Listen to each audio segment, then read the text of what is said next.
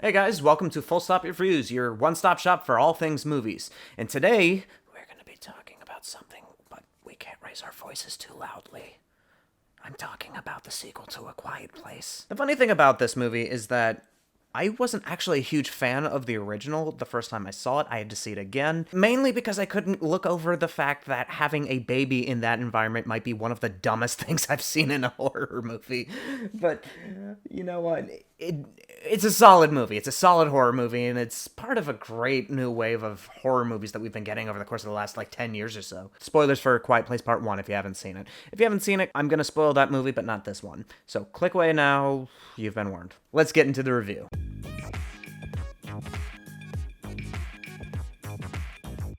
So A Quiet Place Part 2 begins kind of with a prologue to the entire series with the first day of the alien invasion. So you get to see John Krasinski's character again, and that was honestly the only parts from the trailers that we've seen for the most part have kind of been from this scene. So, I didn't really quite know what was going to be happening later on in the movie. All I knew is that the first part of it dealt with this first day.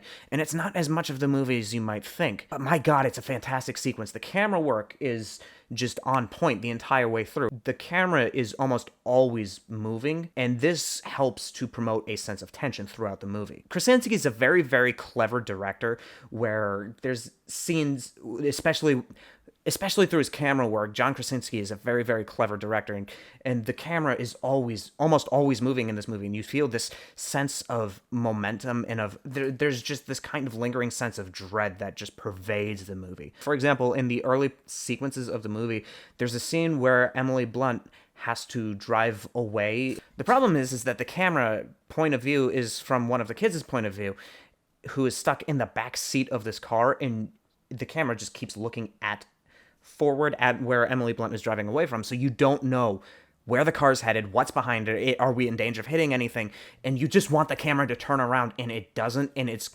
a very stressful thing to watch. And so there's lots of moments throughout this movie. So this movie does a very, very good job of building and continuing to build tension. The other way is through the soundtrack. The given circumstances of this universe is if you raise your voice above a certain decibel level, these monsters will find you and kill you. The soundtrack knows that you as the audience are aware of this and plays with this idea. So anytime a character steps on something like gravel or a twig or something, the soundtrack just gets ever so slightly louder. And while the monsters don't always come, the soundtrack is always constantly reminding you that they could come. They could be around any corner. And so there's a lot of really, really great things that just come out of the way that sound design is used in this movie. Another really strong point is the central cast. The central cast is kept rather small, and that was kind of a surprise because the trailers implied that this movie would be a little bit more wide-scale than it actually turned out to be. So the second half of this movie picks up hours after the events of the first one, where the remaining members of the Abbott family have to decide what to do next. And so this movie is a lot more focused on the two eldest kids, played by Millicent Simmons and Noah Jupe. Emily Blunt takes a much, much more backseat role to this, and that was kind of a nice, fresh thing to see, because the first movie was a lot more about the parents and them dealing with grief and loss and the lengths they would go to protect their family, and then this movie is kind of a coming-of-age story for the two oldest kids. And that was a nice take on this movie. You also get Cillian Murphy, who just kills it. I'll watch Cillian Murphy in anything he's in, and he does a really, really good job in this movie. And so this movie has a lot of parallelisms between the two kids because the family splits up after a certain point in the film, and you're kind of following two different perspectives. And another way that the movie just resolves tension is that each of these plot lines are fairly different from each other, and that one is stuck in one location because there's an injury that happens, and then there's also a ticking time bomb involving oxygen supplies. I don't want to spoil the movie, so I can't get any more specific than that. The other plot lines, the Millicent Simmons plot line's a lot more familiar in a weird sort of way, in that you have this apocalyptic situation. You have this child who is kind of the hope for humanity because, again, as we saw at the end of the first movie, they figured out how to finally beat these monsters. And so it's kind of a plotline we've seen before, especially once Cillian Murphy gets involved. It's kind of like if you've played The Last of Us, you kind of know where this is going. Or if you've seen 28 Days Later or Children of Men, and it's just one thing. It's kind of a familiar trope, but it does just enough different things with this trope to where it's not trite to see it play out here. And so, like the first movie, this one's a lot more character-based and how these people are fighting to save their family, and that's one of the things that I loved about the first movie, and another one that is really helping ground this one. Now, a few criticisms I do have for this movie is that once they finally leave that farm from the original movie, you get the opportunity to explore the world a little bit more, and I think the opportunity is a little bit of a missed one, just because there's a bit of dialogue about how the family's been a bit sheltered from the realities of the outside world, and some of the horrible things that people have been forced into doing just to survive.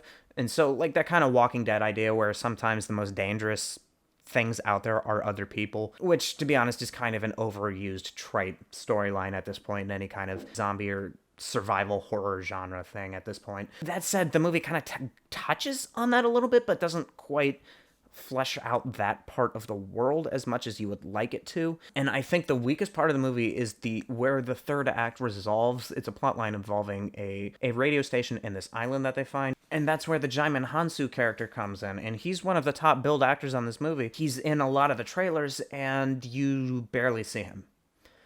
And it's kind of anticlimactic how some of the characters at the end of the movie get used and how little you see of them, both for antagonists and protagonists. I think that the movie would have been a bit better served had that part of the world building, I guess, for lack of a better term, had been fleshed out. This is still a very, very minor complaint. This movie is a very, very tightly wound thriller. I'm gonna give this movie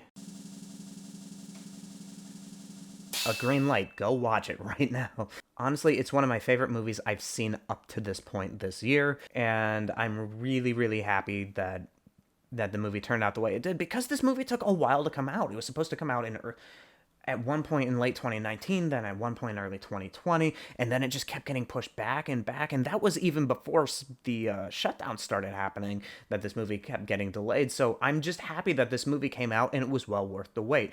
The ending was a bit abrupt, and the third act could have taken a bit more time to develop itself, but I think in the long run, it's a very minor complaint for what was a very enjoyable experience, and so I will be looking forward to seeing this again at some point. Thanks for sticking with me to the end on this one, guys. If you like what I had to say, feel free to check out some of the other reviews I've done, including Spiral, which I just reviewed a few weeks ago. We're also covering movies like A Quiet Place and Spiral, and some others on our long-form Conversations Return in the Movie, the podcast. You can find that anywhere you get podcasts or on this channel. We are also doing a fun series where each of us picks a bad movie and forces other people to watch it for the first time, and the movie I picked was an incredibly sadistic choice, and I cannot wait for you guys to see the torture that I inflict upon other people in the series First Timers. Thanks for watching this one, guys, and hey, it's Full Stop Reviews.